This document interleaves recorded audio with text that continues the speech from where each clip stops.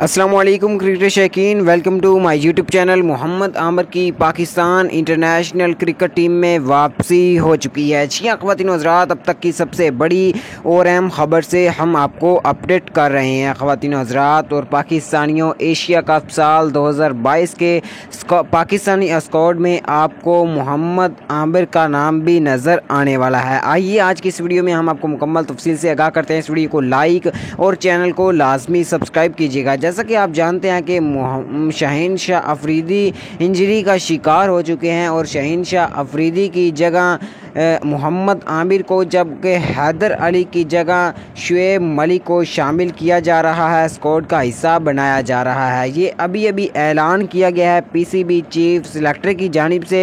इस मौका पर शाहिदा अफरीदी का ये कहना था कि अगर ये सिलेक्शन ना होती तो शायद शहीनशाह अफरीदी एशिया कप तक मुकम्मल तौर पर सेहतियाब हो जाते।